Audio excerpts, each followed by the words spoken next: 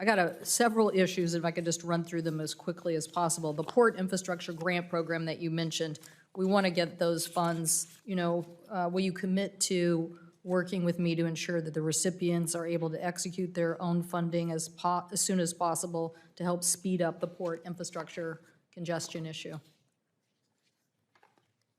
Yeah, sorry. Sorry, I didn't catch the question. So the question is, so you're basically,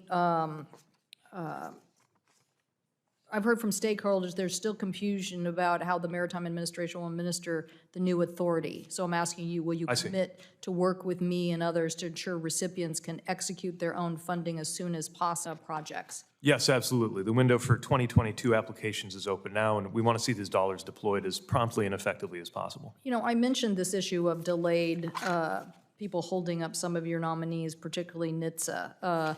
Since safety is such an issue and fatalities I mentioned in my opening statement, can you describe the impacts these delays are having on the department? It would certainly be helpful to have our nominees confirmed. People throughout the department are doing a terrific job, but there's no substitute for having a confirmed operating administration head. And then, of course, that allows for a deputy to fully rise to their responsibilities as well.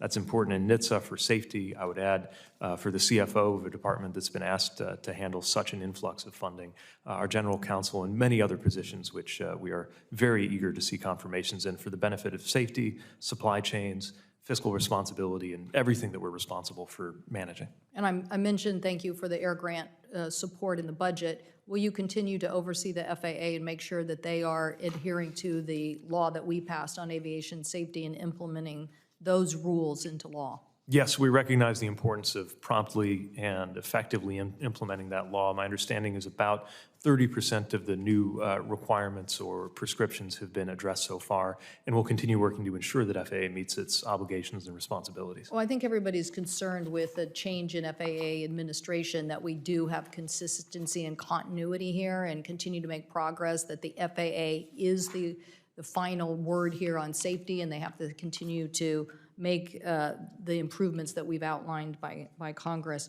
One of the issues I know my colleagues are going to bring up, my colleagues Senator Markey and Blumenthal, and we appreciate their leadership, is on these new rules to address policy gaps in significant delays in flights and how that was defined and whether consumers deserve to have refunds. What is DOT going to do to help us set a standard so that our consumers, we're going to say that the PSP and the supply chain support by all of us collectively had positive results.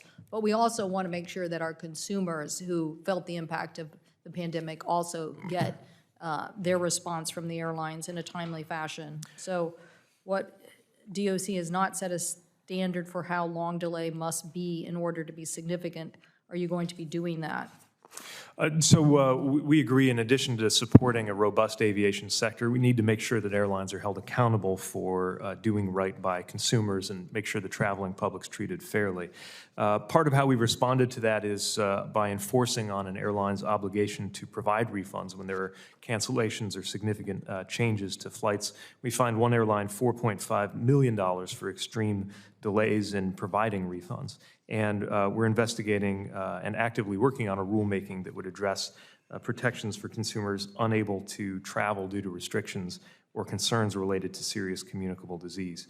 That rulemaking should be ready to go to OIRA within days, and welcome the chance to work with you on other ways to make sure that consumers have a positive experience and are treated fairly by airlines. Thank you. I appreciate it. I know we're going quickly through all these, but if I could get you on two other issues. On the budget request for additional 1.5 for mega projects and RAISE, can you explain what the additional funding support projects look like and why this is so important? Well, these are flagship programs that are going to allow us to support projects around the country, everything from projects in the mega program too large or complex to fund through traditional streams to RAISE, much of which will go to smaller rural projects. Again, we view it as important both for passengers and for goods movement in the U.S.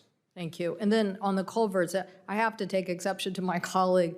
We agree on many things. NEPA was something that Scoop Jackson was the author of, the National Environmental Protection Act. And you know, when I look at my state and look at the transportation infrastructure that's literally ruined, you know, stream passage and, you know, the things that we're now having to pay so much for because of the impacts.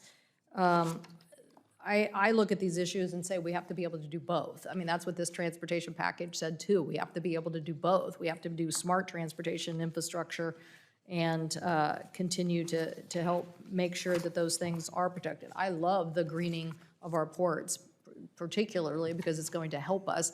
We have air attainment quality problems throughout the United States, and this is going to help. So we've secured money for that, and I just want to know that will you work with NOAA to maximize the potential of this program and DOT to get together and push forward on this? Yes, we're committed to working with NOAA, Fish and Wildlife Service, and everybody in the interagency who has expertise on this so that we can get those $200 million for this year out the door, and we hope to have that notice of funding opportunity out this summer. Great. Senator Wicker. Thank you, Madam Chair. Just following up on that,